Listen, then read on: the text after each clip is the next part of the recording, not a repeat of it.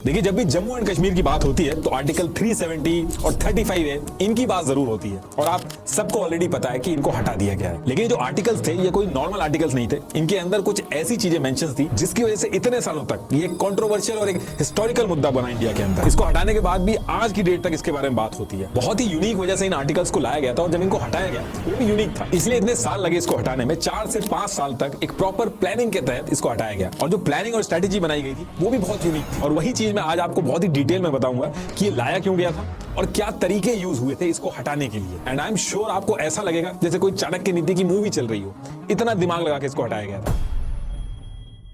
अब क्वेश्चन ये है कि ये जो आर्टिकल 370 है इसमें था क्या। तो देखिए, पहली चीज आर्टिकल 370 में ये थी कि इंडियन कॉन्स्टिट्यूशन के सिर्फ 2 ही आर्टिकल जम्मू एंड कश्मीर पे लागू होंगे, एक आर्टिकल 1 और दूसरा आर्टिकल 370। इसके अलावा कोई और आर्टिकल जो है इंडियन कॉन्स्टिट्यूशन का जम्मू एंड कश्मीर पे लागू नहीं होगा।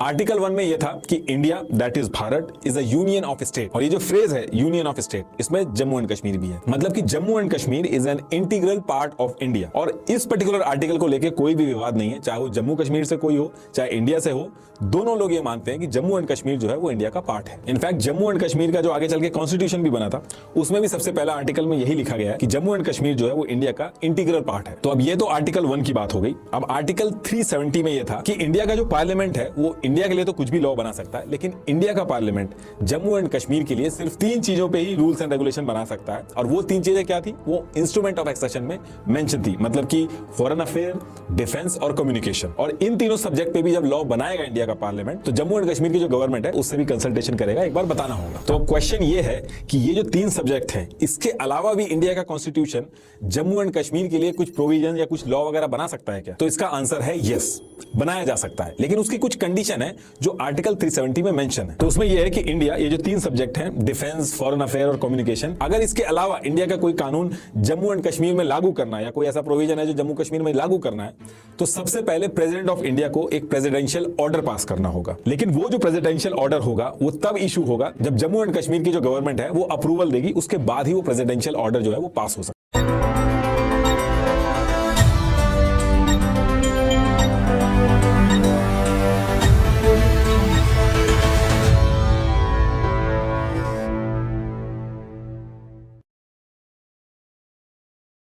तो ज्यादा सीटें नहीं मिलती थी जम्मू एंड कश्मीर में, उसको 25 सीटें मिली जो कि पीडीपी से 3 सीटें पीछे थी। पीडीपी को 28 सीट मिली थी और इस इलेक्शन में बीजेपी ने जो नंबर अचीव किया था उसकी वजह से सिचुएशन ऐसी बन रही थी कि बीजेपी के सपोर्ट के बिना जम्मू एंड कश्मीर में गवर्नमेंट बनाना मुश्किल हो रहा था, क्योंकि बाकी जितनी पार्टी थी उनमें भी लड़ाई थी। तो फिर यहां से बीजेपी ने क्या किया, पीडीपी जो कि आइडियोलॉजिकली बिल्कुल अपोजिट है बीजेपी से, उससे बात करना स्टार्ट किया। और अचानक से पता चलता है कि 25 फरवरी 2015 को अमित शाह और महबूबा मुफ्ती प्रेस कॉन्फ्रेंस कर देते हैं और फिर 1 मार्च 2015 को दोनों मिलकर जम्मू एंड कश्मीर में सरकार बना लेते हैं। ये पहली बार था जब बीजेपी ने पीडीपी का सपोर्ट किया था। और ये जो डेट है 1 मार्च 2015, ऐसा माना जाता है कि इसी दिन आर्टिकल 370 हटाने की नींव रख दी गई थी। जो डिमांड थी पीडीपी की, बीजेपी ने सारी की सारी मान ली थी। मुफ्ती मोहम्मद सईद को सीएम बनाना था, बीजेपी मान गई, और बीजेपी के निर्मल कुमार सिंह जो थे उनको डेप्यूटी सीएम बना दिया गया था। और बीजेपी इसमें कोई इंटरफेरेंस नहीं करती है, वो चुपचाप मान जाती है। अब इसके 1-2 साल तक ये लोग सरकार चलाते हैं, उसके बाद डेट आती है 19 जून 2018, और ऐसा माना जाता है कि इस पर्टिकुलर टाइम तक बीजेपी ने अपनी पूरी प्लानिंग कर ली थी। हालांकि ये एक अजम्पशन है, इसका कोई प्रूफ नहीं है, लेकिन ऐसा कहा जाता है। तो अब होता क्या है कि 19 जून 2018 को अचानक से बीजेपी ने सपोर्ट वापस ले लिया पीडीपी से। तो अब सपोर्ट वापस ले लिया तो इसका क्या मतलब हुआ? तो इसका मतलब ये हुआ कि टेक्निकली उस पर्टिकुलर टाइम पे जम्मू एंड कश्मीर में कोई भी गवर्नमेंट नहीं बची थी। और जम्मू एंड कश्मीर के कॉन्स्टिट्यूशन के आर्टिकल 92 के हिसाब से जब ऐसी सिचुएशन होगी, मतलब कि जम्मू एंड कश्मीर में गवर्नमेंट का ब्रेकडाउन होगा या कोई कॉन्स्टिट्यूशनल ब्रेकडाउन होगा, तो डायरेक्ट प्रेसिडेंट रूल नहीं लगेगा। उसकी बजाय शुरू के जो 6 मंथ होंगे उसमें जम्मू एंड कश्मीर का जो गवर्नर होगा वो चलाएगा जम्मू एंड कश्मीर को। अब इसके बाद क्या होता है कि 23 अगस्त 2018 को सत्यपाल मलिक को गवर्नर बना के जम्मू एंड कश्मीर के अंदर भेजा जाता है। और ऐसा कहा जाता है कि इस पर्टिकुलर टाइम पे इनके ऊपर जो इंडियन गवर्नमेंट थी उनको बहुत कॉन्फिडेंस था कि बहुत सही से उस चीज को हैंडल करेंगे। सत्यपाल मलिक 2012 में ये बीजेपी के नेशनल वाइस प्रेसिडेंट भी बन चुके थे, तो इनके ऊपर बीजेपी को कॉन्फिडेंस बहुत था। तो इसके बाद जम्मू एंड कश्मीर में सिचुएशन ये थी कि गवर्नमेंट कोई थी नहीं और गवर्नर जो था वो ये सारी चीजें डील कर रहा था। लेकिन सत्यपाल मलिक जी के जम्मू एंड कश्मीर के अंदर आके गवर्नर बन जाने से काम पूरा पूरा नहीं होना था। असली गेम शुरू होना था 6 महीने बाद, जब प्रेसिडेंट रूल लगेगा, और सब लोग उसी का वेट कर रहे थे कि 6 महीने पूरे हो और प्रेसिडेंट रूल लगे जम्मू एंड कश्मीर के अंदर। अब ये जो 6 महीने बचे थे, इस बीच में अगर गवर्नमेंट बन जाती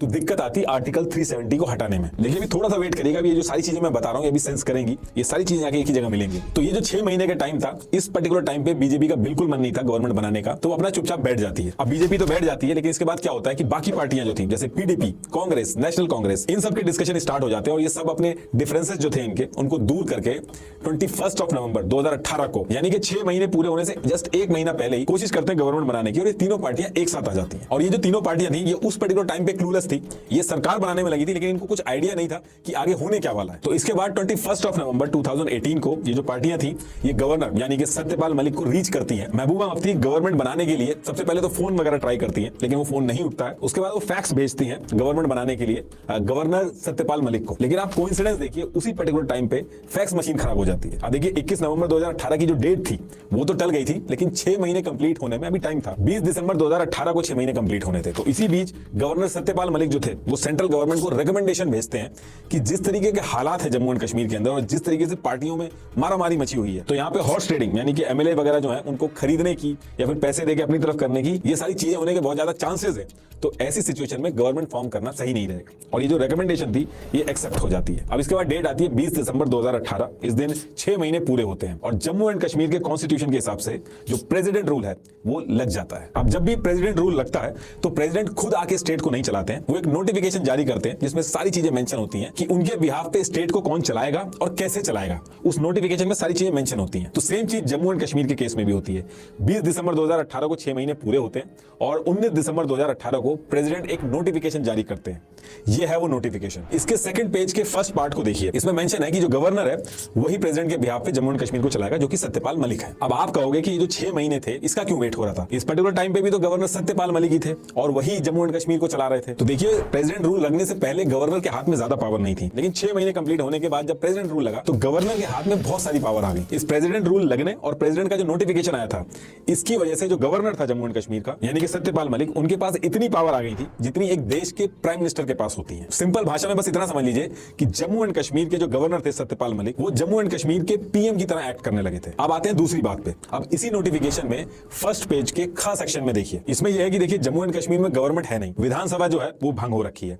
तो विधानसभा का जो काम है वो किसी ना किसी को तो करना होगा ना, तो करेगा कौन? तो इस प्रेसिडेंट नोटिफिकेशन का जो खास सेक्शन है, तो इसमें ये चीज बताई गई है क्योंकि विधानसभा भंग हो गई है तो उसकी जगह पे इंडिया का जो पार्लियामेंट है उसके बिहाफ पे एक्ट करेगा। अब आपको समझ में आ गया होगा कि 6 महीने का वेट क्यों हो रहा था और ये जो प्रेसिडेंट रूल आने के बाद जो नोटिफिकेशन आया था ये कितना इंपॉर्टेंट हुआ। इससे हुआ ये कि जम्मू एंड कश्मीर की जो पीएम की पोजीशन थी वो इंडियन गवर्नमेंट की तरफ से भेजे गए गवर्नर सत्यपाल मलिक उनकी हो गई और जम्मू एंड कश्मीर की जो पूरी लेजिस्लेटिव असेंबली है वो इंडिया की पार्लियामेंट हो गई। अब आगे चल के अगर जम्मू एंड कश्मीर के अंदर कोई चीज लानी है तो उसके अप्रूवल में जो दिक्कत आती थी वो खत्म हो गई इस एक नोटिफिकेशन से। मतलब कि महबूबा मुफ्ती और उमर अब्दुल्ला वगैरह इनकी जो पार्टियां थी, इनके हाथ से पावर शिफ्ट होकर सेंट्रल गवर्नमेंट के हाथ में पहुंच गई थी। अब इतना काम करने के बाद जम्मू एंड कश्मीर की जो सिक्योरिटी थी उसके ऊपर ध्यान दिया गया क्योंकि कई सारी दिक्कतें खड़ी हो सकती थी। सेपरेटिस्ट मूवमेंट जो होता है वो खड़ा हो सकता था, पाकिस्तान की तरफ से रिटेलिएशन आ सकता था। तो इस चीज को लेके ऐसा कहा जाता है कि Ajit Doval, lieutenant general KJS Dhillon और जनरल विपिन रावत और इनके साथ मिलकर अमित शाह ने मीटिंग करी थी और एक meeting lieutenant general KJS Dhillon के घर पे भी हुई थी। अब देखिए, ये जो पर्टिकुलर चीज मैं बता रहा हूँ इसका कोई प्रूफ नहीं है, लेकिन कुछ लोगों ने मीटिंग की टाइमिंग वगैरह ट्रैक करके और कुछ बुक लिखी गई है, उनको जब मिलाया गया तो ऐसा लग रहा है कि ये लोग थे जो इन्वॉल्व थे सिक्योरिटी को हैंडल करने के लिए। इसके बाद इसमें एक दो चीजें और बताई गई कि 1000 से ज्यादा जो सैटेलाइट फोन थे वो हाई रैंक ऑफिसर जो थे उनको दिए गए,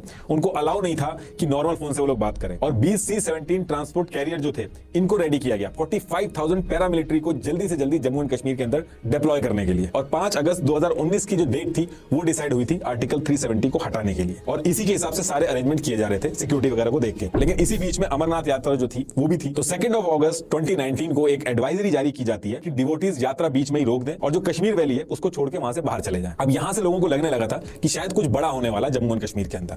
फिर इसके 2 दिन बाद 4 अगस्त 2019 को जितने कश्मीर के लोकल लीडर थे इनको हाउस अरेस्ट, नजरबंद कर दिया गया और मोबाइल भी ले लिए गए इनसे। और उसी दिन रात में धारा 144 भी लागू कर दी गई। और इसमें यह भी बताया गया कि 4 अगस्त की जो रात थी, आधी रात में ही पीएम मोदी जो थे वो एक सीक्रेट गाड़ी में प्रेसिडेंट हाउस पहुंचते हैं और ऐसा माना जाता है कि 5 अगस्त 2019 को यानी कि नेक्स्ट डे मॉर्निंग में जो होना था उसके डिस्कशन के बारे में बात करने के लिए गए थे। अब इसके बाद वो दिन आ जाता है जिस दिन आर्टिकल 370 को हटाना था, यानी कि 5 अगस्त 2019 17 मॉर्निंग का टाइम था और मॉर्निंग में ही इंडिया के जो प्रेसिडेंट हैं वो एक नोटिस इशू करते हैं। ये उस नोटिस की कॉपी है। अब देखिए क्वेश्चन ये है कि नोटिफिकेशन का मतलब क्या था और इसको इशू क्यों किया गया। तो देखिए शुरू में मैंने एक चीज बताई थी आपको, आर्टिकल 370 को हटाने के लिए एक प्रोसेस है जिसमें जम्मू एंड कश्मीर की जो गवर्नमेंट है और कॉन्स्टिट्यूएंट असेंबली से परमिशन लेनी होगी, तभी आर्टिकल 370 हट सकता है। अब कॉन्स्टिट्यूएंट असेंबली जो है जम्मू एंड कश्मीर की वो तो डिसॉल्व हो गई, वो तो है नहीं, तो फिर अप्रूवल कौन देगा। तो ये जो प्रेसिडेंट का नोटिफिकेशन आया था मॉर्निंग में, ये उसी चीज का सोल्यूशन था इसके अंदर। इस नोटिफिकेशन की पहली लाइन पढ़िए, हमने जम्मू एंड कश्मीर की गवर्नमेंट से परमिशन ले ली है, यानी कि सत्यपाल मलिक से परमिशन ले ली है। बाकी नीचे इसमें पूरा लिखा गया है, इसमें सिंपल सा मतलब ये है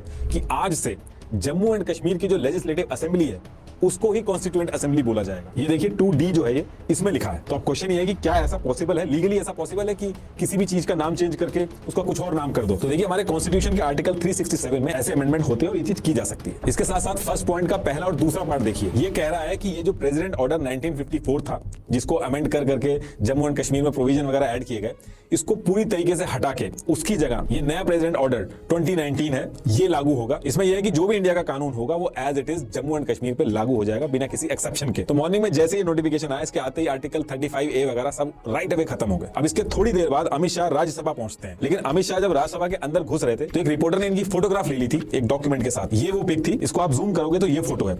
इसमें मेंशन है कि कौन कब क्या काम करेगा और इससे ही समझ में आ गया था कि रात में पीएम मोदी प्रेसिडेंट से मिलने क्यों गए थे। और पूरे मीडिया में इस पिक की वजह से हल्ला हो गया था और लोगों को समझ में आ गया था कि आर्टिकल 370 हटाने की तैयारी चल रही है। तो इसके बाद अमित शाह जो थे उनकी एंट्री राज्यसभा के अंदर होती है और अब टाइम था आर्टिकल 370 का पूरी तरीके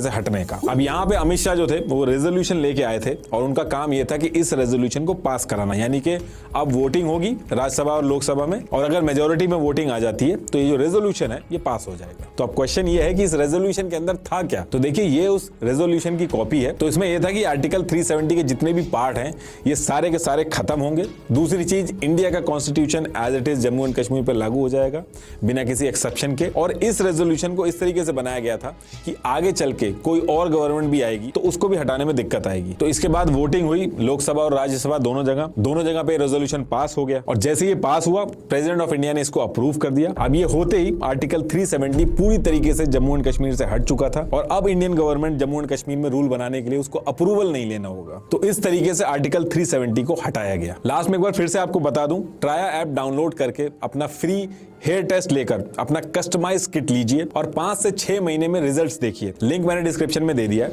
थैंक यू।